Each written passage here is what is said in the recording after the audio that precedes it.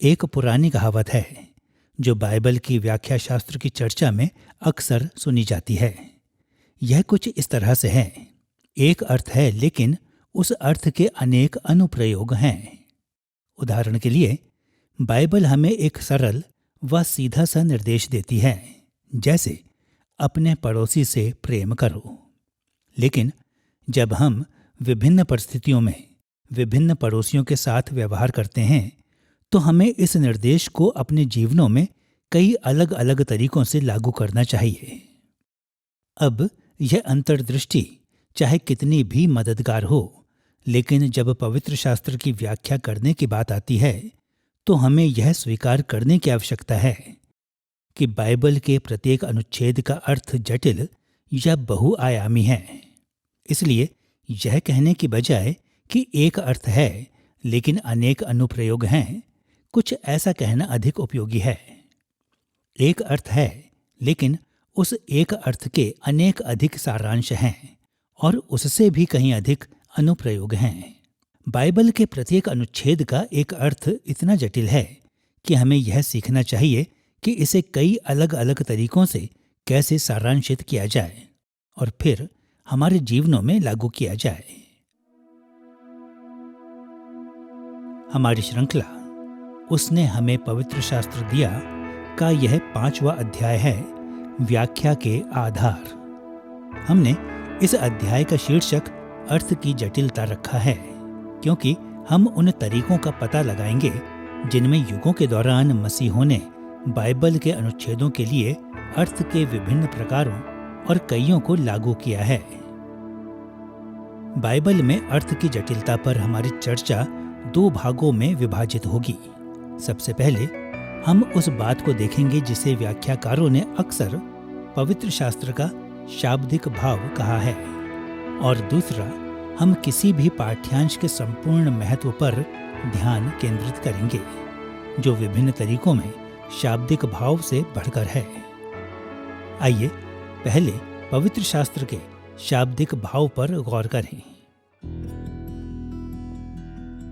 लातिनी शब्द सेंसस लिटरालिस द्वारा कभी कभी शाब्दिक भाव वाले शब्द को हमारे समय में अक्सर शाब्दिक व्याख्या वाले शब्द के साथ भ्रमित किया जाता है। शाब्दिक व्याख्या बाइबल को समझने के भावहीन या यांत्रिक दृष्टिकोण को संदर्भित करता है, लेकिन ऐतिहासिक रूप से शाब्दिक भाव वाले शब्द का अर्थ हमेशा कुछ इस तरह से ज्यादा था जिसे सुसमाचारिक लोगों ने अनुच्छेद का मूल अर्थ या व्याकरणिक ऐतिहासिक अर्थ कहा है। शाब्दिक भाव लेखक के इरादों और उनके मूल श्रोताओं के ऐतिहासिक संदर्भों के अनुसार पवित्र शास्त्र के शब्दों और वाक्यांशों को लेता है। यह पवित्र शास्त्र में विभिन्न शैलियों पर ध्यान देता है, सिर्फ नाम के लिए, यह रूपकों, उपमाओं, समरूपताओं, अतिशयोक्तियों जैसे अलंकारों को स्वीकार करता है। यह इतिहास को इतिहास के रूप में, कविता को कविता के रूप में, नीति वचन को नीति वचन के रूप में देखता है और इसी तरह से। बाइबल की पुस्तकों की कई विभिन्न रचना शैलियां हैं और उन रचना शैलियों में अंतरों को समझना महत्वपूर्ण है ताकि हम उन्हें उचित रीति से समझ एवं उनकी व्याख्या कर सकें। हम सभी रचना शैलियों को एकदम समान रूप से एक जैसा काम करता हुआ नहीं समझते हैं और इसलिए बाइबल की पुस्तकों की रचना शैली को समझने और उस पर ध्यान देने के द्वारा हम पुस्तक को स्वयं यह एजेंडा निर्धारित करने की अनुमति देते हैं कि हमें इन पुस्तकों की व्याख्या कैसे करनी है। जब हम यह देखते हैं कि बाइबल के अनुच्छेद के शाब्दिक भाव में पृष्ठ पर लिखे मात्र शब्दों से बहुत अधिक शामिल है, तो हम इस बात में जागरूक होने लगते हैं कि प्रत्येक अनुच्छेद का सेंसस लिटरालिस कितना जटिल हो सकता है। लेखकों के इरादे बहुआयामी हैं। रचना शैली पर विचार किसी भी अनुच्छेद के अर्थ को जटिल बनाता है। भाषा के स्वरूप और इन्हीं के जैसे अन्य बातें कई सारे विचारों को जन्म देते हैं। ये कारक बाइबल के हर अनुच्छेद के मूल अर्थ के लिए कई सारी जटिलताओं को उजागर करते हैं और इन जटिलताओं ने अलग अलग तरीकों से पवित्र शास्त्र के अर्थ को खोजने के लिए कई बुद्धिजीवी मसीहों की अगुवाई की है। पूरे इतिहास के दौरान मसीहों ने लगभग सर्वसम्मति से बाइबल के पाठ्यांशों के शाब्दिक भाव या मूल अर्थ को खोजने की आवश्यकता की पुष्टि की है। लेकिन तर्क देते हुए कुछ अन्य आवाजें भी रही हैं कि पवित्र शास्त्र का अर्थ इतना जटिल है कि इसे शाब्दिक भाव के शीर्षक के तहत पर्याप्त रूप से सारांशित नहीं किया जा सकता है। इसलिए हमारे अध्याय के इस भाग में यह देखने के लिए कि कैसे पवित्र शास्त्र के जटिल अर्थ को शाब्दिक भाव ने उचित रीति से समझा है और इसकी जांच करने और वर्णन करने में कैसे यह हमारी मदद कर सकता है, हम शाब्दिक भाव वाले शब्द के इतिहास का पता लगाएंगे। हम उन दो प्रमुख तरीकों को देखेंगे जिनमें पवित्र शास्त्र के अर्थ की जटिलता को इसके शाब्दिक भाव के साथ जोड़ा गया है। सबसे पहले हम देखेंगे कि मसीह के कुछ अनुयायियों ने कहा है कि शाब्दिक भाव पवित्र शास्त्र के अनेक अर्थों में से एक है, और दूसरा हम इस विचार पर ध्यान केंद्रित करेंगे कि शाब्दिक भाव बाइबल का एकमात्र अर्थ है। आइए पहले इस विचार पर ध्यान दें कि शाब्दिक भाव पवित्र शास्त्र के अनेक अर्थों में से सिर्फ एक है। आरंभिक कलीसिया में यह विचार कि पवित्र शास्त्र के अनेक अर्थ हैं बहुत हद तक व्याख्या शास्त्र के रूपक संबंधी दृष्टिकोणों से उत्पन्न हुए। एक रूपक संबंधी दृष्टिकोण वह है जो पवित्र शास्त्र में वर्णित ऐतिहासिक लोगों, स्थानों, चीजों और घटनाओं की व्याख्या ऐसे करता है जैसे कि आध्यात्मिक सत्यों के प्रतीक या अलंकार थे। एक पेड़ किसी राज्य को चित्रित कर सकता है, एक युद्ध पाप के साथ आंतरिक संघर्ष को दिखा सकता है, और इसी तरह से अन्य रूपक संबंधी व्याख्याओं में बाइबल में वर्णित भौतिक वास्तविकताओं को अक्सर कम करके दिखाया जाता है और यहाँ तक कि महत्वहीन या असत्य के रूप में खारिज किया जा सकता है। और इन भौतिक वास्तविकताओं द्वारा प्रस्तुत आध्यात्मिक विचारों को पवित्र शास्त्र के अधिक महत्वपूर्ण बातों के रूप में माना जाता है। मसीही रूपक संबंधी दृष्टिकोणों को कभी-कभी अलेक्जेंड्रिया के यहूदी विद्वान फिलो द्वारा रचित माना जाता है, जो लगभग 20 ईसा पूर्व से शायद सन 50 तक रहे थे। फिलो ने इब्रानी पवित्र शास्त्रों को उच्च आत्मिक सत्यों को उजागर करने वाले रूपकों के रूप में देखकर मसीही रूपक संबंधी तरीकों की नींव रखी। फिलो के बाद कलीसिया की शुरुआती शताब्दियों के दौरान प्रमुख मसीही विद्वानों ने बाइबल के पुराने और नए नियम दोनों की व्याख्या करने के लिए इसी दृष्टिकोण को अपनाया। यह विशेष रूप से अलेक्जेंड्रिया के धर्म शिक्षा वाले विद्यालय में सच था, जो ईश्वरीय ज्ञान के छात्रों को ईश्वरीय ज्ञान और बाइबल की व्याख्या सिखाता था। धर्म शिक्षा वाले विद्यालय के शिक्षकों में से अधिक प्रसिद्ध ओरिजेन थे, जो सन 185 से लगभग सन 254 तक रहे थे। ओरिजेन ने पवित्र शास्त्र के अर्थ को 2 श्रेणियों में विभाजित किया, शाब्दिक भाव और आत्मिक भाव। दूसरा कुरिन्थियों अध्याय 3 पद 6 में व्यवस्था के शब्द और आत्मा के बीच पौलुस के अंतर से निष्कर्ष निकालते हुए ओरिजेन ने कहा कि पवित्र शास्त्र के प्रत्येक अनुच्छेद के 2 मुख्य तरह के अर्थ होते हैं, पाठ्यांश के शब्द और पाठ्यांश की आत्मा। शब्द से ओरिजेन का अर्थ उनके व्याकरणिक संदर्भों में शब्दों के स्पष्ट अर्थ से है, और पाठ्यांश की आत्मा से उसका अर्थ अलंकारिक भाव से है, ऐसे अर्थ जो स्वयं शब्दों के स्पष्ट अर्थ से बढ़कर हैं। ओरिजेन ने पाठ्यांश के शब्द को उसके शब्द के साथ बराबर मानने की प्रवृत्ति रखी और उसने शब्द के अधिकार का बचाव किया। लेकिन इसके अलावा ओरिजेन ने तर्क दिया कि पवित्र शास्त्र के आत्मिक भाव को पाने के लिए विश्वासियों को शाब्दिक अर्थ से बढ़कर खोजना चाहिए। उदाहरण के लिए अपनी रचना ऑन फर्स्ट प्रिंसिपल्स पुस्तक 4 अध्याय 1 भाग 16 में ओरिजेन ने तर्क दिया कि उत्पत्ति अध्याय 1 और 2 में सृष्टि की कहानियां बुद्धि के विपरीत हैं, और इसलिए मसीहों को उनके शाब्दिक भाव को अनदेखा करना चाहिए और गहरे आत्मिक अर्थों की खोज करनी चाहिए। आश्चर्य की बात नहीं कि पूरे इतिहास में ओरिजेन के रूपक संबंधी विधियों की कई बार आलोचना की गई है, लेकिन फिर भी आरंभिक मसीही व्याख्या शास्त्र की दिशा पर उनके दृष्टिकोण का महत्वपूर्ण प्रभाव था। जॉन क्रिसिस्टम जैसे कुछ प्राचीन व्याख्याकारों के पास बाइबल की कहानियों जैसे प्रेरितों की पुस्तक पर कुछ उत्कृष्ट अंतर्दृष्टि थी और वह उन्हें अधिक शाब्दिक रूप से पढ़ने की प्रवृत्ति रखते थे, जिस तरह से हम आमतौर पर कहानी को पढ़ते हैं।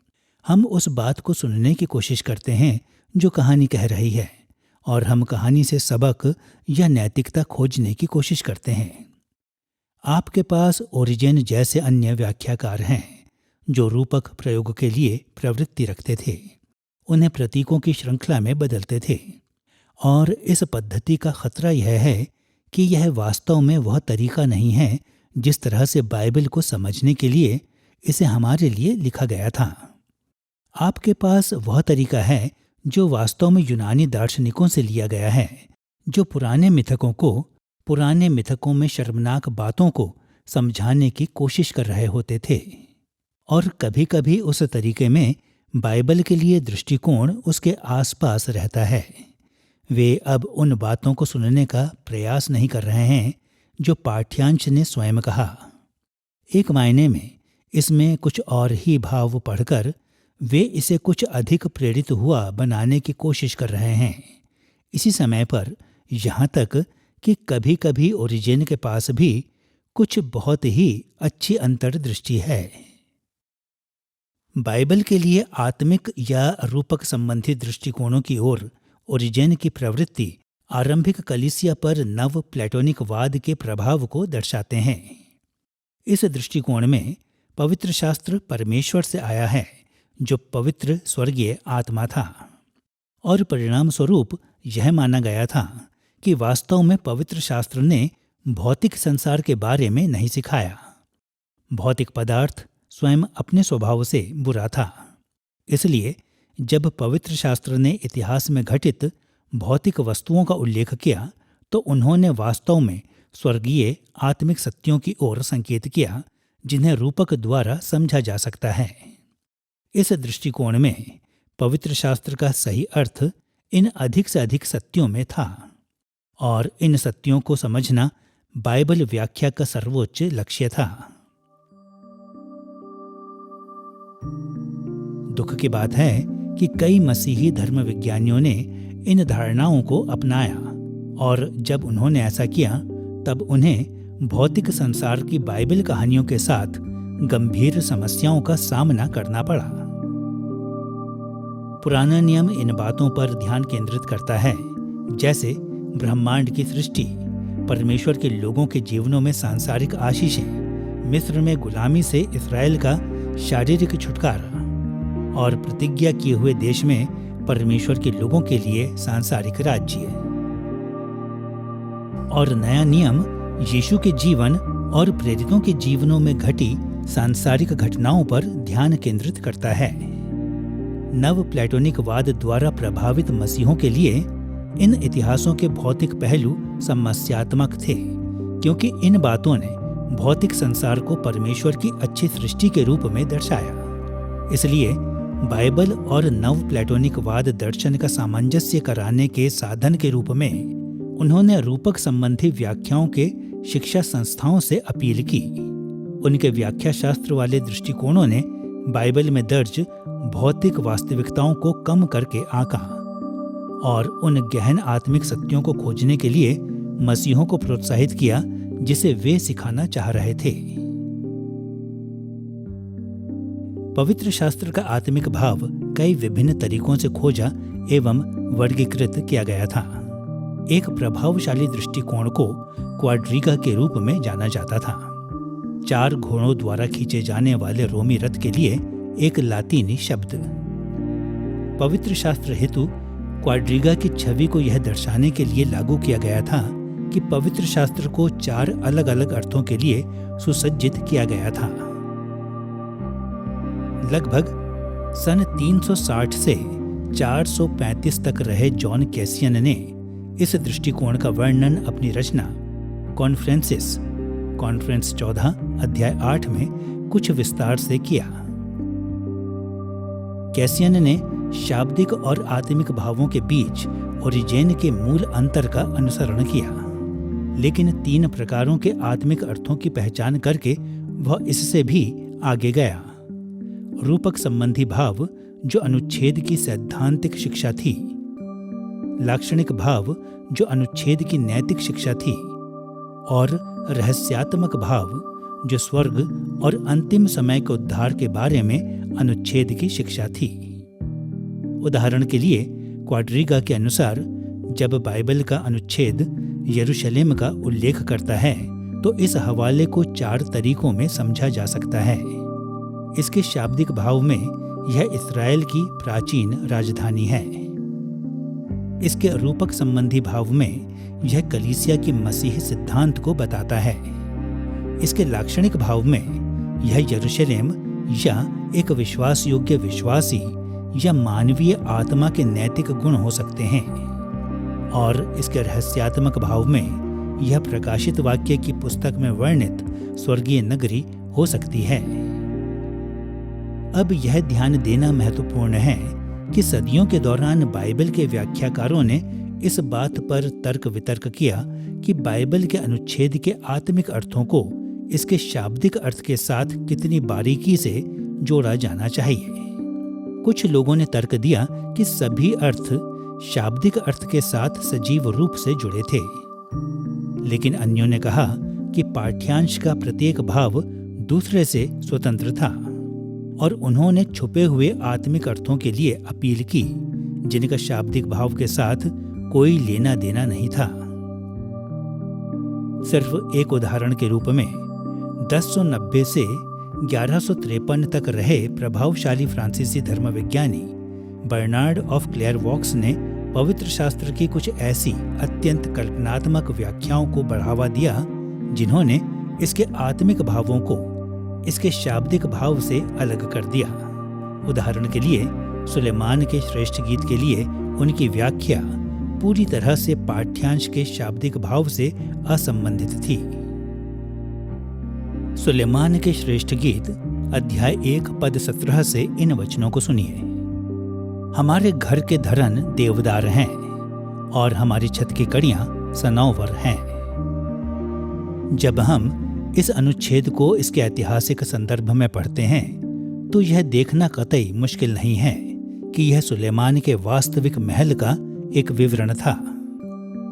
इसने राजा के शाही आवास के आश्चर्य की ओर ध्यान आकर्षित करने के द्वारा उसकी बड़ाई की, लेकिन अपनी व्याख्या को संचालित करने की अनुमति बर्नार्ड ऑफ क्लेयरवॉक्स ने इस पद के शाब्दिक व्याकरणिक ऐतिहासिक भाव को नहीं दी। उनके दृष्टिकोण से इस अनुच्छेद ने वास्तव में आत्मिक वास्तविकताओं को चिन्हित किया। स्वयं घर ने परमेश्वर के लोगों का प्रतिनिधित्व किया, और घर के धरन और छत की कड़ियों ने कलीसिया के अधिकारियों से मेल खाई। उसने आगे यह भी कहा कि इस पद ने सिखाया कि कलीसिया और देश को भी कैसे एक दूसरे के साथ साथ काम करना है। इस अनुच्छेद में बर्नार्ड ने जो सोचा कि उसने आत्मिक अर्थ पा लिए हैं, वे ना तो इसके शाब्दिक भाव से निकले और ना ही उसके साथ मेल खाते हैं। मार्टिन लूथर ने उत्पत्ति के अपने व्याख्यान में वह व्याख्या के इस रूपक संबंधी शैली के बारे में बात करते हैं, और रूपक संबंधी से मेरा अर्थ लेखक के अभिप्रेत रूपक से नहीं है, लेकिन पाठ्यांश को लेना और उस तरीके से रूपक प्रयोग करना जिसका कि इरादा लेखक ने नहीं किया था।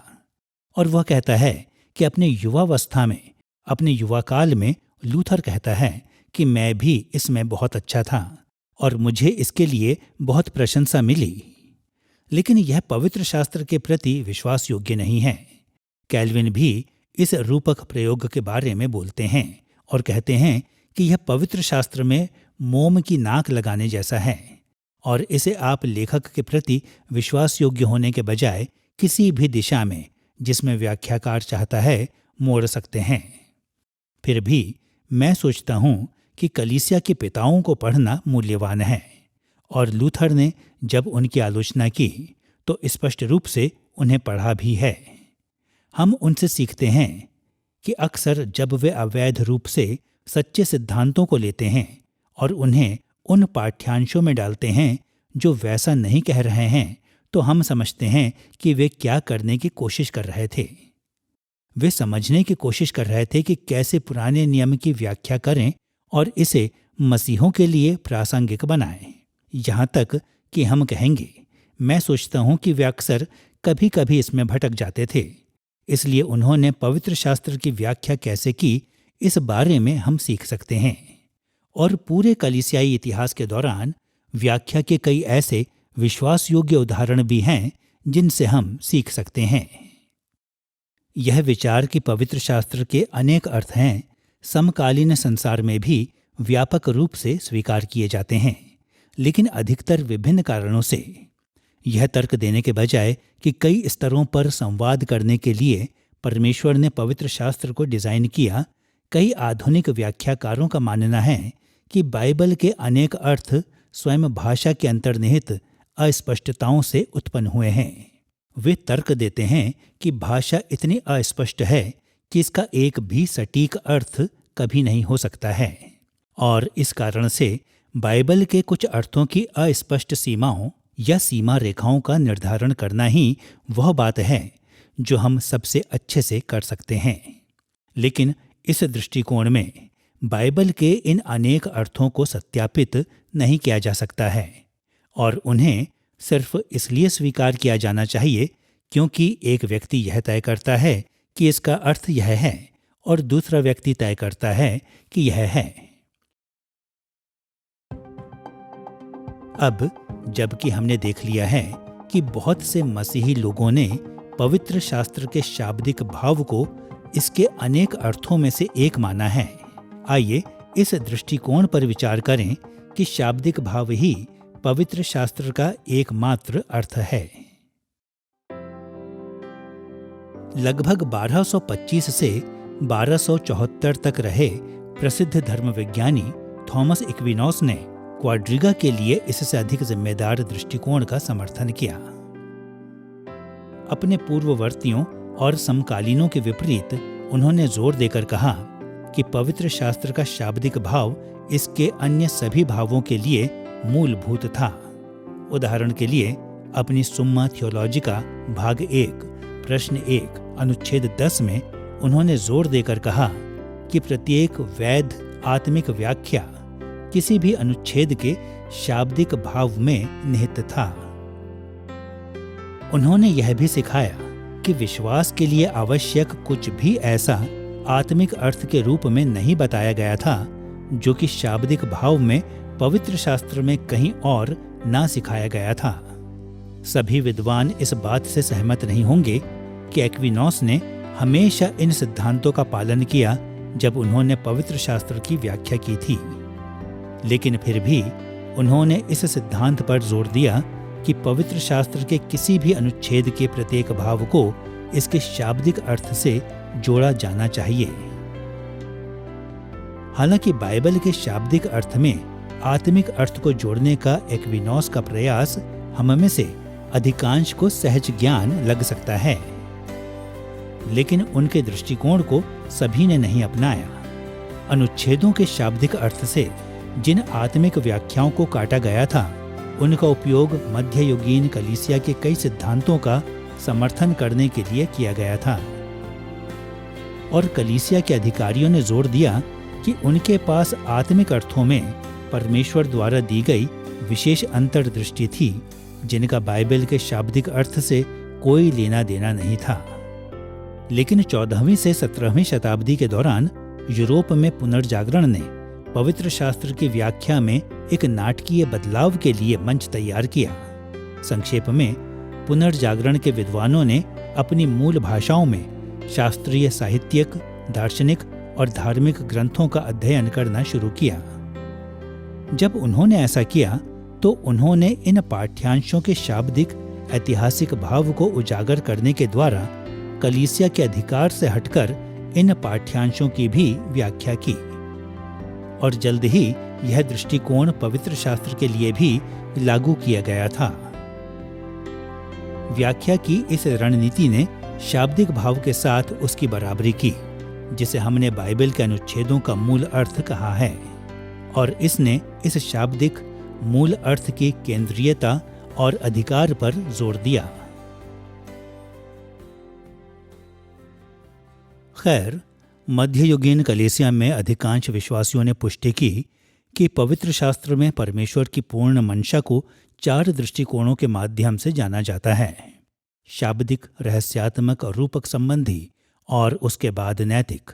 इसलिए 16वीं सदी के सुधारकों ने, जिन्हें हम में से अधिकांश द्वारा प्रोटेस्टेंट कहा जाता है, इस पर आपत्ति जताई, आंशिक रूप से सिद्धांत में, लेकिन जो उससे निकल कर आया, जो सिखाने की ऐसी परंपरा थी जिसे उन्होंने महसूस किया, कुछ मामलों में पवित्र शास्त्र को भ्रष्ट करना था, या इसने कलीसिया के अधिकार के पक्ष में पवित्र शास्त्र के लेखन इरादे या मूल इरादे को अस्पष्ट कर दिया। क्वाड्रिगा या पवित्र शास्त्र के 4 स्तंभ वाले भाव की मसीही कलीसिया के भीतर एक लंबे समय की और प्राचीन इतिहास की परंपरा रही है। इसलिए और रिफॉर्मेशन के समय कुछ कैथलिक समकक्षों द्वारा रिफॉर्म्ड पिताओं को इस पर ढकेला गया, क्योंकि रिफॉर्मर्स जोर दे रहे थे कि पवित्र शास्त्र का केवल एक ही भाव या अर्थ है। लेकिन जवाब में, उदाहरण के लिए, विलियम विटटेकर जैसे लोगों ने कहा कि हम क्वाड्रिगा को अस्वीकार नहीं करते। उनका कहना था कि पवित्र शास्त्र के लिए 4 भाव हैं।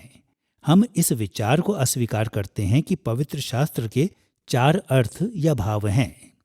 वह सिर्फ एक है, और वह है ऐतिहासिक, शाब्दिक और व्याकरणिक।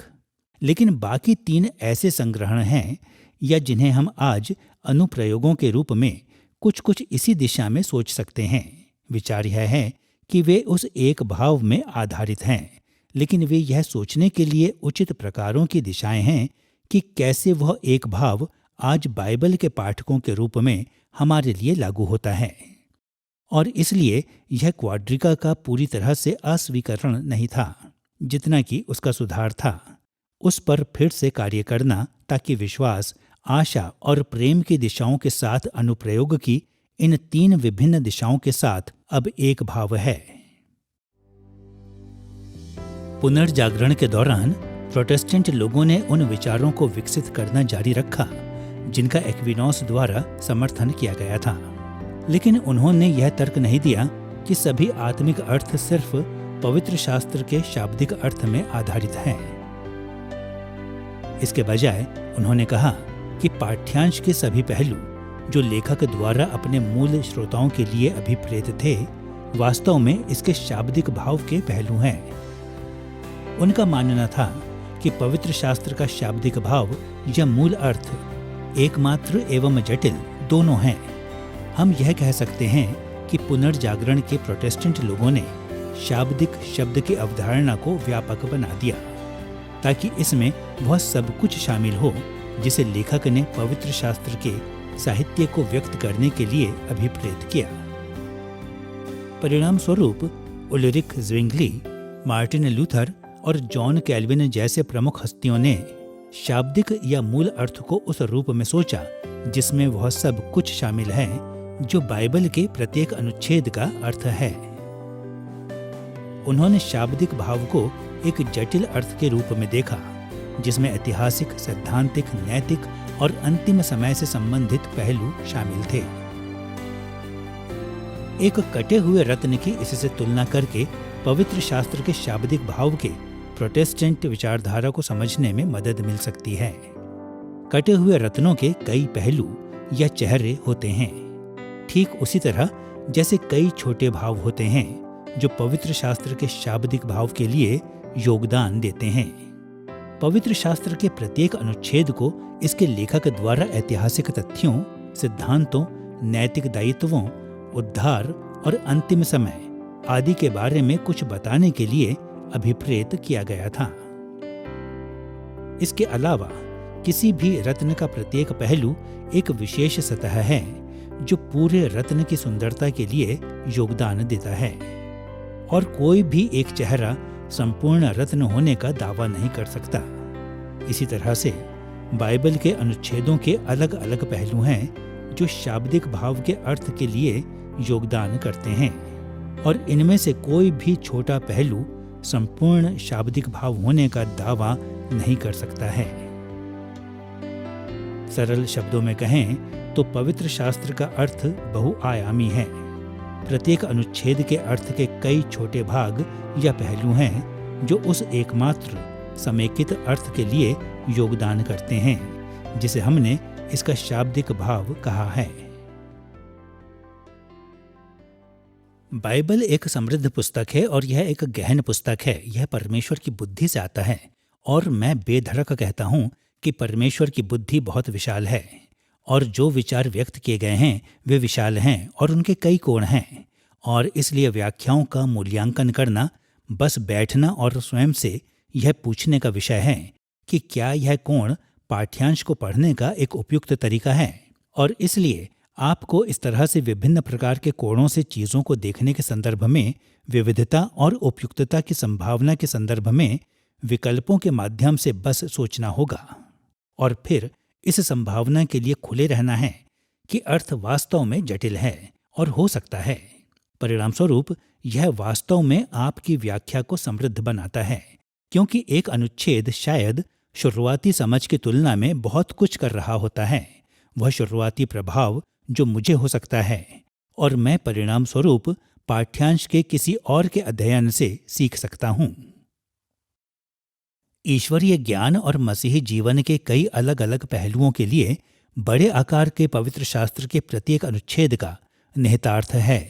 इसलिए यह समझना आसान है कि कलीसिया के पूरे इतिहास के दौरान क्यों कई लोगों ने यह सोचा है कि बाइबल के अनुच्छेद के अनेक अर्थ हैं। लेकिन पवित्र शास्त्र की समृद्धि के लिए सबसे जिम्मेदार दृष्टिकोण यह सुनिश्चित करना है कि किसी भी बाइबल के अनुच्छेद के बारे में हम जो कुछ भी कहते हैं वह इसके व्याकरण से जुड़ा हुआ है, जो प्राचीन संसार के ऐतिहासिक संदर्भ में समायोजित है। और यदि हम बाइबल को इस रीति से पढ़ते हैं तो हम उस जटिल अर्थ की खोज करने के लिए बेहतर तरीके से तैयार होंगे, जो परमेश्वर और उसके द्वारा प्रेरित मानवीय लेखकों ने पवित्र शास्त्र के मूल श्रोताओं को बताने के लिए अभिप्रेत किया। पवित्र शास्त्र में अर्थ की जटिलता पर हमारी चर्चा में अभी तक हमने देखा कि प्रोटेस्टेंट लोग बाइबल के शाब्दिक भाव के महत्व और व्यापकता की दृढ़ता से क्यों पुष्टि करते हैं। इसलिए इस बिंदु पर हम अपने ध्यान को उस ओर मोड़ने के लिए तैयार हैं जिसे हम कहेंगे पवित्र शास्त्र के अनुच्छेदों का संपूर्ण महत्व। समय समय पर सुसमाचारिक लोग सेंसस प्लेनोर अभिव्यक्ति का उपयोग करते हैं। इसका अर्थ है पवित्र शास्त्र का संपूर्ण महत्व।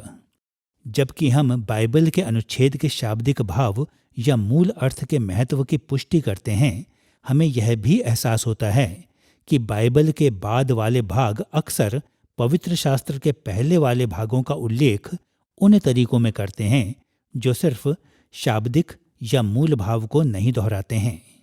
यह विशेष रूप से तब सच है जब नए नियम के लेखक बताते हैं कि पुराना नियम मसीह में कैसे पूरा होता है। नए नियम के लेखकों ने पुराने नियम के अनुच्छेदों की सही रीति से व्याख्या की। उन्होंने कभी भी उसके मूल अर्थ का खंडन नहीं किया, लेकिन उन्होंने स्वयं को सिर्फ मूल अर्थ तक ही सीमित नहीं किया। इसके बजाय उन्होंने इन पुराने नियम के अनुच्छेदों के लिए सेंसस प्लेनोर एक पूर्ण भाव को समझा, और इसलिए इन पंक्तियों के साथ हम बाइबल के अनुच्छेद के संपूर्ण भाव या संपूर्ण महत्व की बात करेंगे। इस श्रृंखला में हम बाइबल के पाठ्यांश के संपूर्ण महत्व को इस रीति से परिभाषित करेंगे। एक पाठ्यांश का पूरा महत्व, जिसमें इसका मूल अर्थ, बाइबल वाले इसके सभी विस्तारण और इसके सभी वैध अनुप्रयोग शामिल हैं। मूल अर्थ पवित्र शास्त्र का शाब्दिक भाव है, जो पाठ्यांश का सबसे बुनियादी पहलू है। बाइबल के विस्तारण ऐसे स्थान हैं जहां पवित्र शास्त्र का एक भाग पवित्र शास्त्र के अन्य भाग पर प्रत्यक्ष या अप्रत्यक्ष रूप से टिप्पणी करता है, और वैध अनुप्रयोग वे निहितार्थ हैं जो पवित्र शास्त्र के पास उसके पाठकों के जीवनों के लिए हैं। बाइबल के संपूर्ण महत्व की इस परिभाषा के अनुसार हमारी चर्चा 3 भागों में विभाजित होगी। सबसे पहले हम मूल अर्थ की अवधारणा पर ध्यान केंद्रित करेंगे। दूसरा, हम बाइबल के विस्तारणों की चर्चा करेंगे। और तीसरा, हम अपने जीवनों के लिए पवित्र शास्त्र के वैध अनुप्रयोगों का पता लगाएंगे। आइए वास्तविक अर्थ के साथ शुरू करते हैं। वास्तविक अर्थ। एक पिछले अध्याय में हमने मूल अर्थ को इस प्रकार परिभाषित किया। वे अवधारणाएं, व्यवहार और भावनाएं जिन्हें इसके पहले श्रोताओं को बताने के लिए दिव्य और मानव लेखकों ने संयुक्त रूप से दस्तावेज को अभिप्रेत किया था। जैसा कि हमने कहा है कि अनुच्छेद का मूल अर्थ इसके शाब्दिक भाव के बराबर है, और जैसा कि यह परिभाषा दिखाती है, मूल अर्थ बहुआयामी है। पवित्र शास्त्र को कई स्तरों पर अपने पहले श्रोताओं से संवाद करना था। यह अवधारणाओं को संप्रेषित करता है जो कि ऐसे विचार हैं जिन्हें पाठ्यांश में पहचानने के लिए मूल श्रोताओं को सक्षम होना चाहिए था। यह व्यवहारों को संप्रेषित करता है जो कि ऐसी गतिविधियां हैं जो पाठ्यांश में या तो किए गए या नहीं किए गए थे, और यह भावनाओं को संप्रेषित करता है, ऐसे मनोभाव और अनुभूतियां जो कि या तो पाठ्यांश द्वारा बताए गए या उसमें व्यक्त हैं। आइए निर्गमन अध्याय 20 पद 13 को देखकर यह समझने का प्रयास करें कि कैसे कोई पाठ्यांश अवधारणाओं, व्यवहारों और भावनाओं को संप्रेषित कर सकता है। यह वचन यह बताता है, तू खून ना करना। आइए इस अनुच्छेद के बारे में मूल अर्थ की हमारी परिभाषा के संदर्भ में सोचें। हत्या के खिलाफ आज्ञा को इसके पहले श्रोताओं को बताने के लिए कौन सी अवधारणाओं, व्यवहारों और भावनाओं को दिव्य और मानव लेखकों ने संयुक्त रूप से अभिप्रेत किया।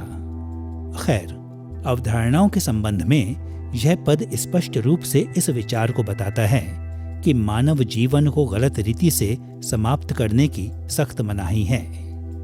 निहितार्थ से यह बताता है कि मानव जीवन परमेश्वर के लिए मूल्यवान है, और यह तथ्य कि यह एक आज्ञा का रूप लेता है सूचित करता है कि परमेश्वर मनुष्यों पर प्रभुता करता है।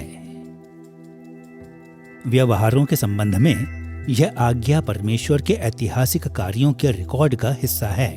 परमेश्वर स्वयं इस आज्ञा को मूसा तक पहुंचाने के कार्य में शामिल हुआ, और मूसा ने इसे परमेश्वर के लोगों के सामने प्रस्तुत किया, और इसने इंगित किया कि परमेश्वर उन लोगों से जिनका मूसा ने जंगल से लेकर प्रतिज्ञा किए हुए देश तक अगुवाई की थी, और जो निर्गमन की पुस्तक के मूल श्रोता भी थे, यह चाहता था कि वे हत्या करने के कार्य में शामिल ना हों। और भावनाओं के संबंध में यह अनुच्छेद हमें सिखाता है कि परमेश्वर हत्या से घृणा करता है, और वह न्याय को बनाए रखने के लिए प्रतिबद्ध है। हत्या के खिलाफ आज्ञा का मूल अर्थ बहुआयामी था, जिसका उद्देश्य परमेश्वर और मूसा की स्पष्ट अवधारणाओं, व्यवहारों और भावनाओं को उसके मूल श्रोताओं को बताना था, और उन्हें यह भी सिखाना था कि स्वयं उनकी अवधारणाओं, व्यवहारों और भावनाओं के संबंध में परमेश्वर की उनसे क्या अपेक्षा है। और ऐसा ही कुछ बाइबल के हर एक अनुच्छेद में यही बात लागू होती है। परिणाम स्वरूप यदि हम पाठ्यांश का संपूर्ण महत्व समझना चाहते हैं तो हमें मूल अर्थ की जटिलताओं की सराहना करनी होगी। यदि हम इन जटिलताओं की अनदेखी करते हैं तो जो कुछ पवित्र शास्त्र हमें सिखाना चाहता है उसमें से बहुत कुछ सीखने से हम चूक जाएंगे।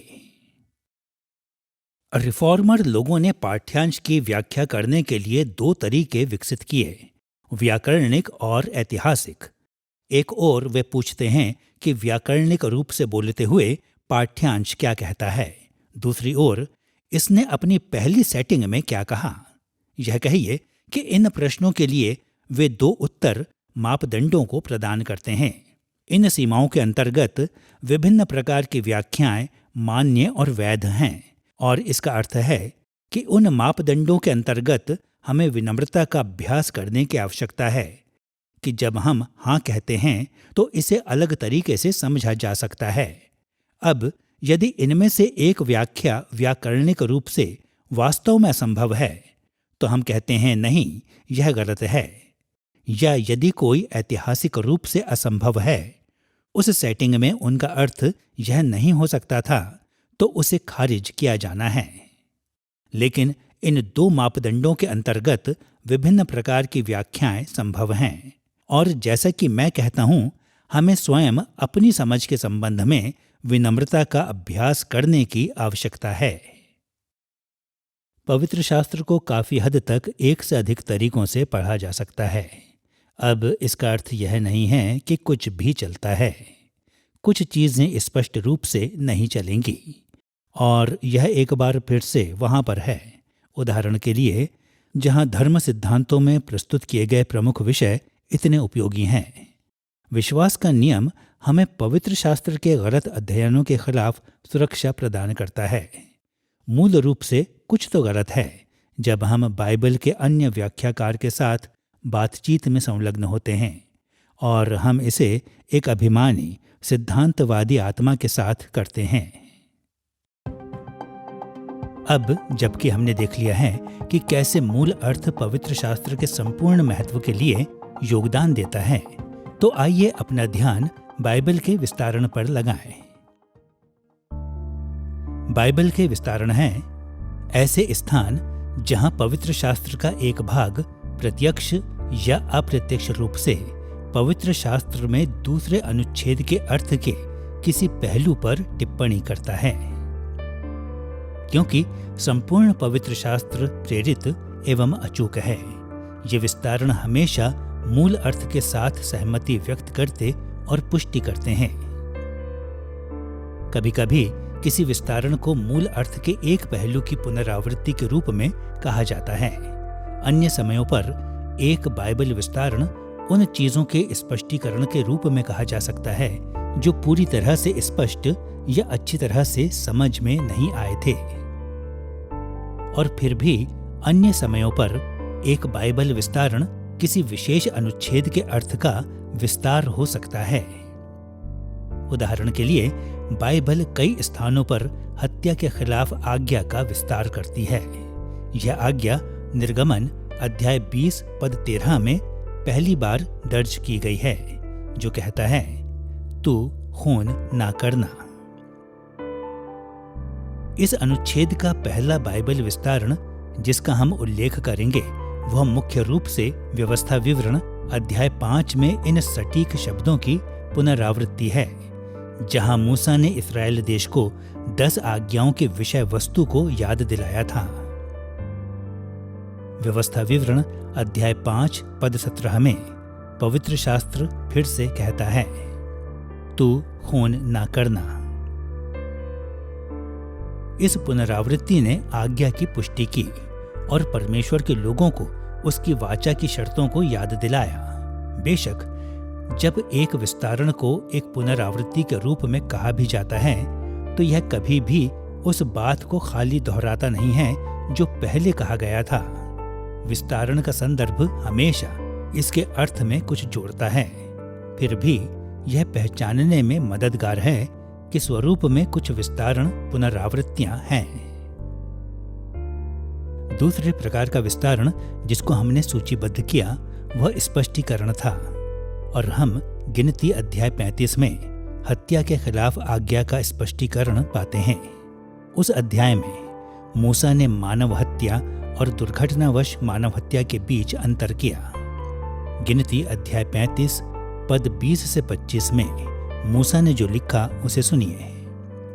और यदि कोई किसी को बैर से ढकेल दे या घात लगाकर कुछ उस पर ऐसे फेंक दे कि वह मर जाए, या शत्रुता से उसको अपने हाथ से ऐसा मारे कि वह मर जाए, तो जिसने मारा हो वह अवश्य मार डाला जाए।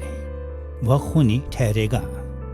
परंतु यदि कोई किसी को बिना सोचे और बिना शत्रुता रखे ढकेल दे या बिना घात लगाए उस पर कुछ फेंक दे या कोई ऐसा पत्थर लेकर जिससे कोई मर सकता है दूसरे को बिना देखे उस पर फेंक दे और वह मर जाए, तो मंडली उस खूनी को बचा कर लौटा दे। यह स्पष्टीकरण उस जानकारी को प्रदान करता है जो हत्या के खिलाफ आज्ञा को समझने के लिए महत्वपूर्ण था। यह स्पष्ट करता है कि मनुष्य को मारने की हर एक गैर कानूनी घटना भी मानव हत्या की घटना नहीं है और कि दुर्घटनाओं को उसी रीति से दंडित नहीं किया जाना चाहिए जिस रीति से मानव हत्या का दंड दिया जाता है। जब किसी हत्या में दुर्भावनापूर्ण पूर्व विचार शामिल होता है, अर्थात जब हत्या जानबूझकर और दुष्टता से प्रेरित होती है, तो आज्ञा कठोर दंड की मांग करती है। लेकिन जब हत्या दुर्घटनावश होती है, तो यह आज्ञा वास्तव में उस व्यक्ति की हत्या की मनाही करती है जिसने उस कृत्य को किया था। तीसरे प्रकार का बाइबल विस्तारण जिसको हमने सूचीबद्ध किया वह विस्तार है जिसमें पवित्र शास्त्र उस अनुच्छेद या विषय के बारे में अधिक जानकारी प्रदान करता है जिसे वह संदर्भित करता है। हम मत्ती अध्याय 5 में मानव हत्या के खिलाफ आज्ञा का एक विस्तार पाते हैं, जहां यीशु ने इस आज्ञा के दायरे को गलत रीति से सीमित करने के लिए अपने समय में धर्मगुरुओं की आलोचना की। मत्ती अध्याय 5 पद 21 और 22 में मानव हत्या के खिलाफ आज्ञा के बारे में यीशु ने जो सिखाया उसे सुनिए। तुम सुन चुके हो कि पूर्व काल के लोगों से कहा गया था कि हत्या ना करना, और जो कोई हत्या करेगा वह कचहरी में दंड के योग्य होगा। परंतु मैं तुमसे यह कहता हूं कि जो कोई अपने भाई पर क्रोध करेगा वह कचहरी में दंड के योग्य होगा। यहाँ यीशु ने मानव जीवन की गैर कानूनी रूप से हत्या करने के शारीरिक कृत्य से बढ़कर इसे लागू करने के द्वारा मानव हत्या के खिलाफ आज्ञा का विस्तार किया। यीशु के विस्तारण के अनुसार अधर्मी क्रोध उसी सिद्धांत का उल्लंघन करता है जो मानव हत्या करती है। क्रोध हत्या के जैसा इतना बुरा नहीं है, लेकिन यह परमेश्वर के चरित्र के उसी पहलू पर आघात करता है। यीशु निश्चित रूप से पहाड़ी उपदेश में वह कई आज्ञाओं का उद्धरण देता है। उनमें से एक है, तुम सुन चुके हो हत्या न करना, और फिर वह कहता है, लेकिन मैं तुमसे यह कहता हूं यह हत्या करने के बारे में नहीं है, यह घृणा के बारे में है। यही मुद्दा है। और इसलिए मैं सोचता हूं कि आज्ञाओं के सही अर्थ को समझने के लिए पहाड़ी पर उपदेश में यीशु को पढ़ना हमारे लिए अविश्वसनीय रूप से महत्वपूर्ण है, क्योंकि मुझे लगता है कि यही बात यीशु कर रहा है। यीशु असल मुद्दे पर बात कर रहा है जो यीशु हमें दिखा रहा है, और मुझे लगता है कि हमें बस वह लागू करना है जो यीशु कह रहा है। वह यह कि हत्या की आज्ञा मुद्दा नहीं है कि मैं एक अच्छा व्यक्ति हूं क्योंकि मैंने कभी हत्या नहीं की है, मैंने आज्ञा का पालन किया है। जो यीशु कह रहा है वह यह है, यह हृदय में इरादे के बारे में है जहां से हत्या उत्पन्न होती है, और वह घृणा है। यीशु हमें निर्गमन के पीछे सिद्धांतों पर वापस जाने के लिए आमंत्रित करता है कि पाप न करना ही सिर्फ पर्याप्त नहीं है, लेकिन आपको पाप करने की इच्छा नहीं करनी चाहिए। अर्थात यह कि यीशु न सिर्फ हमारे व्यवहार में बल्कि हमारे चरित्र में भी रुचि रखता है। न सिर्फ हम जो करते हैं लेकिन उसमें जो हम हैं। इसलिए वो कहता है, तुमने सुना था, यह कहता है कि तू खून ना करना। यीशु कहता है तू खून करने की इच्छा ना करना। इसलिए वह व्यवस्था के मर्म को खोजता है, वह सिद्धांत की खोज करता है, और यह सिद्धांत परासांस्कृतिक है और हमें उस इच्छा को रखने के लिए आमंत्रित करता है जो परमेश्वर रखता है। और हम सिर्फ तभी ऐसा कर सकते हैं जब हमारे मनों में कार्यरत उसके राज्य की शक्ति के द्वारा हमारे हृदय परमेश्वर के अनुग्रह के द्वारा परिवर्तित होते हैं। जब यीशु और दूसरे गुरुओं ने पवित्र शास्त्र को संदर्भित किया तो उन्होंने आमतौर पर जो लिखित था उसके बारे में बात की, लेकिन मत्ती अध्याय 5 पद 21 और 22 में जो कहा गया था यीशु ने उसके बारे में बात की, न कि जो लिखा गया था। जो लिखा गया था उस बारे में यहूदी गुरुओं ने जो कहा उसका उल्लेख करने का यह एक सामान्य तरीका था। पुराने नियम को चुनौती देने से दूर यीशु पुराने नियम की उन लोकप्रिय व्याख्याओं का खंडन कर रहा था जो पुराने नियम के मूल अर्थ से भटक गए थे। यह विस्तारण आज्ञा के मूल अर्थ का विस्तार था, क्योंकि यह स्पष्टीकरण से बढ़कर था। इसने स्वयं आज्ञा के शब्दों के अर्थ ही को सिर्फ स्पष्ट नहीं किया, इसके बजाय इसने अन्य अनुच्छेदों से उन तरीकों से आज्ञा को सहारा देने के लिए अतिरिक्त जानकारी को लिया जिसने परमेश्वर के प्रकाशन के व्यापक संदर्भ के भीतर आज्ञा के मूल इरादे को प्रकट किया। इस पृष्ठभूमि के संदर्भ में देखने पर यीशु ने बताया कि सदा से मानवता के लिए परमेश्वर की चिंता को प्रकट करने के लिए हत्या के खिलाफ आज्ञा को अभिप्रेत किया गया था, और यह कि इसके मूल निहितार्थ हत्या की मात्र रोकथाम से कहीं ज्यादा है। खैर, परमेश्वर निश्चित रूप से निर्गमन में हत्या की मनाही करता है, और जब यीशु पहाड़ी उपदेश में इस आज्ञा को संबोधित करता है तो वह आगे कहता है कि यह घृणा और क्रोध को शामिल करता है, जिन्हें हम हृदय के पाप कहेंगे। अब वहां क्या हो रहा है, इसको समझाने के कई तरीके हैं। यीशु उस मूल आज्ञा के साथ क्या कर रहा है? कुछ लोगों ने कहा है कि वह इसे एक ओर सरका रहा है और वह कुछ नया पेश कर रहा है। अन्य लोगों ने कहा है कि जब निर्गमन में दी गई आज्ञा खाली कुछ बाहरी सतह पर है और अब यीशु आ रहा है और वह कुछ एकदम नया जोड़ रहा है, कुछ ऐसा जो उस निर्गमन वाली आज्ञा में अप्रत्याशित और शामिल नहीं है, और वह व्यवस्था को आंतरिक बना रहा है। मैं सोचता हूं कि सबसे अच्छा दृष्टिकोण यह कहना है कि यीशु कुछ एकदम नई बात नहीं कह रहा है, लेकिन वह उस आज्ञा में से जो उसमें पहले ही से है बस उसका विवरण दे रहा है। मैं सोचता हूं यह सुस्पष्ट है। उदाहरण के लिए, जब आप 10 आज्ञा को देखते हैं, 10वीं आज्ञा, तू किसी के घर का लालच ना करना, यह वह आज्ञा है जो हृदय और हृदय के पापों को संबोधित करती है, और यह मैं सोचता हूं पूरी 10 आज्ञाओं के लिए एक कुंजी के रूप में अभिप्रेत है। यह कि हमें 10 आज्ञाओं की आज्ञाओं को सिर्फ बाहरी व्यवहारों को संबोधित करता हुआ ही नहीं, बल्कि इन व्यवहारों के अंतर्निहित हृदय की प्रवृत्तियों, हृदय के पापों, हृदय के व्यवहारों को भी संबोधित करता हुआ समझना चाहिए। और इसलिए यीशु पहाड़ी उपदेश में जो करता है वह यह है कि वह व्यवस्था को इसके पूरे इरादों के साथ बहाल कर रहा एवं उसका विवरण दे रहा है, जबकि वह इतिहास के दौरान आने वाली भ्रष्टताओं को दूर कर रहा है। उन आज्ञाओं को परमेश्वर के लोगों के जीवन में पढ़ने का इतिहास। इसलिए यीशु खड़ा है, व्यवस्था का वास्तविक उद्देश्य हमें बता रहा है और व्यवस्था को इसकी संपूर्णता में हमें दिखा रहा है।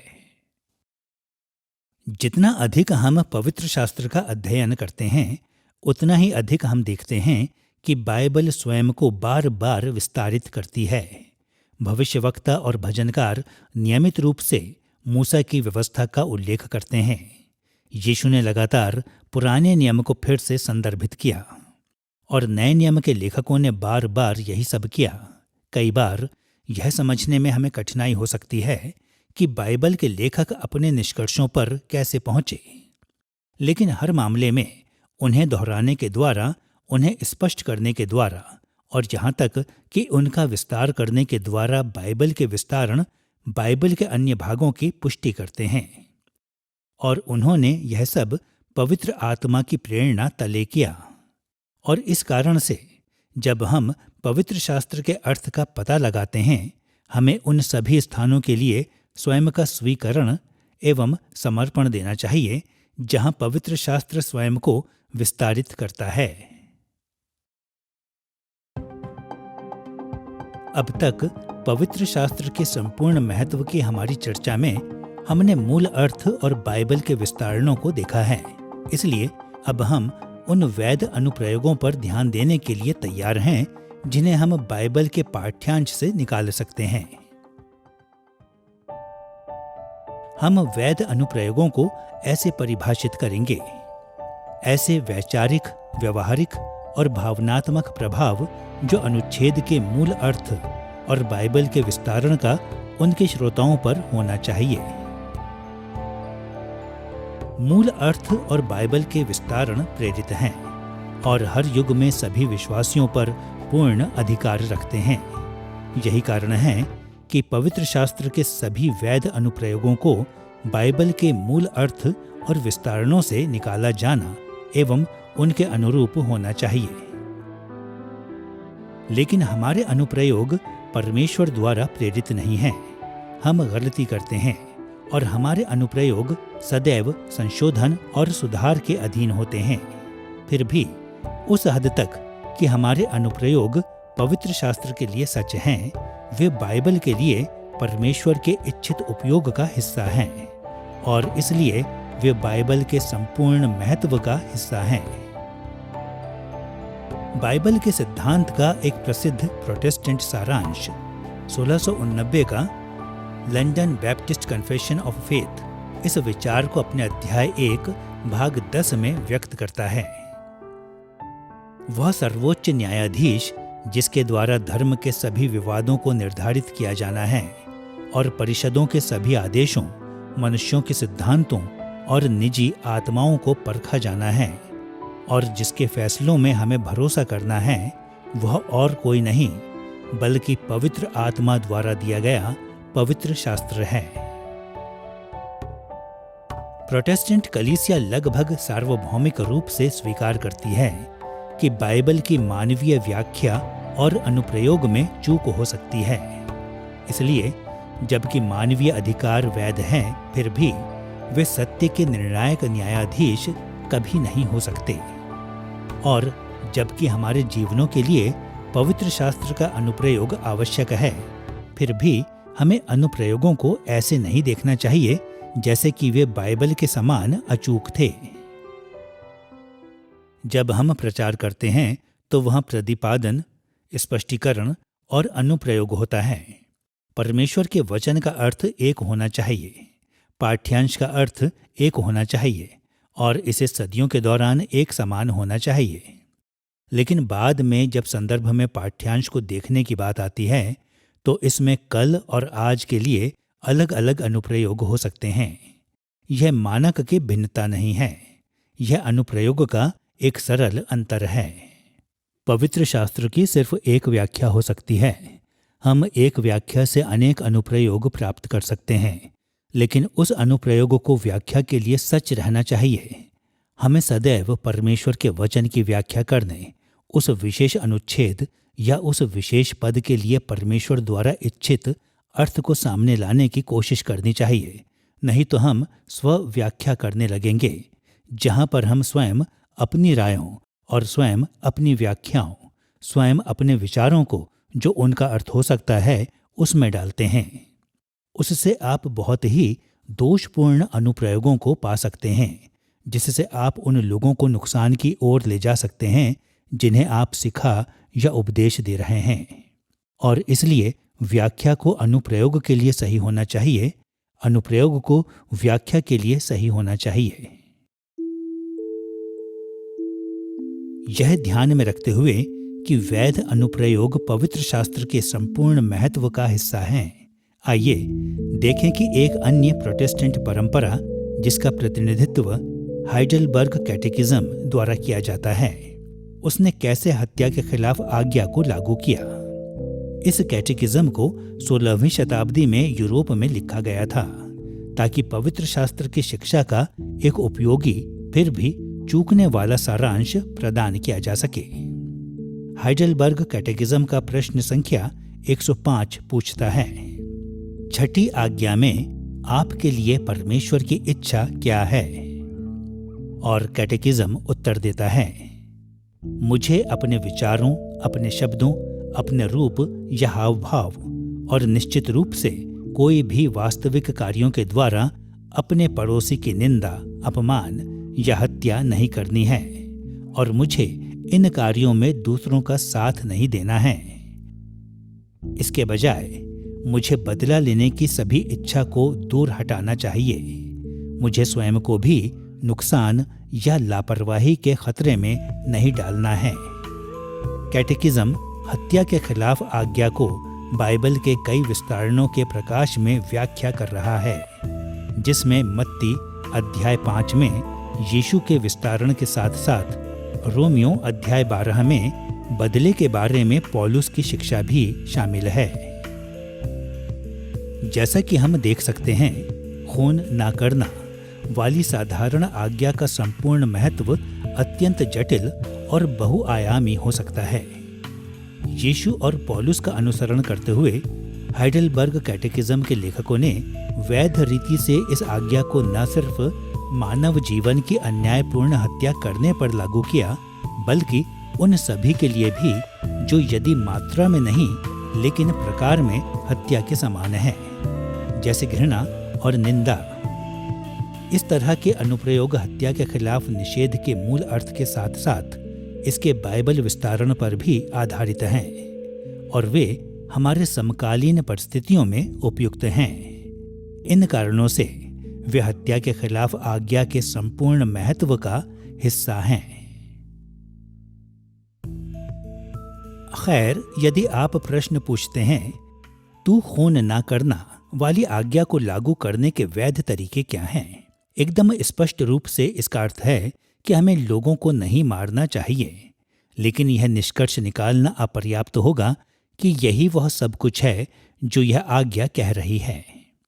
यीशु ने स्वयं पहाड़ी उपदेश में कहा था कि यदि तू अपने भाई से क्रोधित है तो तुमने हत्या कर दी है, और फिर वह हमें यह देखने के लिए प्रोत्साहित करेगा कि हमारा क्रोध और लोगों से हमारी नाराजगी उस विशेष आज्ञा को तोड़ रही है। इसलिए आज इसे लागू करने के संदर्भ में मैं सोचता हूँ यह महत्वपूर्ण है कि लोगों की यह देखने में हम मदद करें कि 10 आज्ञाएं अभी भी गंभीरता से प्रासंगिक हैं, क्योंकि वे परमेश्वर के खिलाफ अपराध की गंभीरता को समझते हैं और वे हमसे सराहना करवाते हैं कि हमारे छोटे कार्य, जैसा कि हम उन्हें समझते हैं, चाहे वे वासना के हों या क्रोध या अन्य भावनाएं और जुनून, वास्तव में बहुत आगे बढ़ जाने की संभावना रखते हैं यदि परमेश्वर उनके साथ हृदय स्तर पर कार्य नहीं करता है। इसलिए जैसा कि यह था, बाइबल के इस पाठ्यांश के अनुप्रयोग को लोगों को यह देखने में मदद करनी चाहिए कि कैसे वे उस समस्या को शुरुआत में ही रोक सकते हैं जो बहुत खराब हो सकती थी। और यीशु पहाड़ी उपदेश में बताते हैं कि वास्तव में शुरुआती स्तर पर भी समस्याएं गंभीर होती हैं। पहाड़ी उपदेश में यीशु हमें व्यवस्था पर अपनी आधिकारिक शिक्षा दे रहा है और जो चीज़ वह करता है वह आज्ञाओं को लेता है और जैसे कि उन्हें होना चाहिए था वह उन्हें हृदय की गहराई पर ले जाता है। और इसलिए जब वह कहता है, तुम सुन चुके हो कि कहा गया था हत्या ना करना, यह सच बना रहता है, लेकिन यीशु उससे आगे निकल जाता है और हमें व्यवस्था के वास्तविक इरादे को दर्शाता है। वह हमें बताता है कि न सिर्फ हमें हत्या नहीं करनी है, लेकिन हमें जानलेवा वचनों को भी नहीं बोलना है। ऐसे वचन जो घृणास्पद हो सकते हैं, ऐसे वचन जो यह कहने के बराबर होंगे, हे मूर्ख, या हमें अपने भाई से घृणा नहीं करनी है।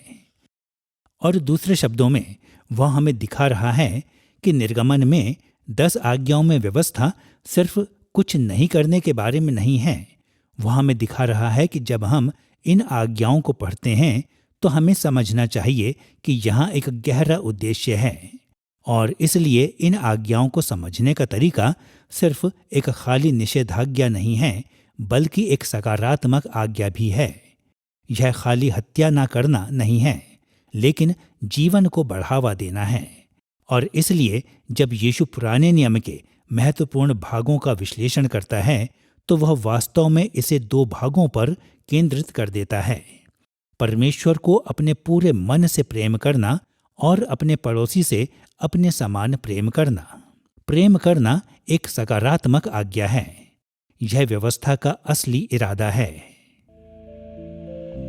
आधुनिक संसार में मसीहों को बाइबल की हत्या की निषेधाज्ञा से संबंधित सभी प्रकार के मुद्दों के बारे में निर्णय देना पड़ता है। हमें गर्भपात, इच्छा मृत्यु, आत्महत्या, युद्ध, दयनीय गरीबी और मानव जीवन के लिए कई अन्य खतरों को संबोधित करना पड़ता है। प्रत्येक मामले में हत्या के खिलाफ आज्ञा हम पर जिम्मेदारियों को डालता है और पवित्र शास्त्र के व्याख्याकारों के रूप में हमारे कार्यों में से एक यह पता लगाना है कि वे जिम्मेदारियां क्या हैं। जब हम यह करते हैं तो हम अधिक पूर्णता से उजागर करते हैं कि वास्तव में आज्ञा का अर्थ क्या है।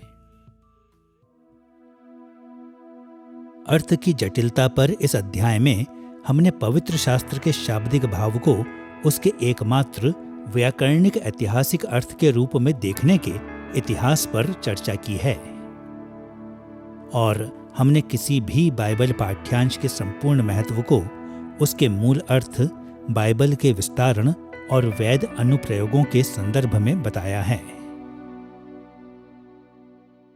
जैसा कि हमने इस अध्याय में देखा है, बाइबल के हर एक अनुच्छेद के लिए एक जटिल मूल अर्थ है और यह इतना जटिल है कि यह मूल श्रोताओं की अवधारणाओं, व्यवहारों और भावनाओं को अलग अलग तरीकों से छूता है। लेकिन इससे बढ़कर इस जटिल मूल अर्थ से बने कई आंशिक सारांश हैं। मूल अर्थ एक अचूक ढांचे, हमारी समझ के लिए एक बुनियाद को प्रदान करता है। लेकिन पवित्र शास्त्र के संपूर्ण महत्व की जानकारी को पाने के लिए हमें बाइबल के विस्तारण में भी मार्गदर्शन खोजना है और हमें आज अपने संसार के लिए कई वैध अनुप्रयोगों को भी बनाना है।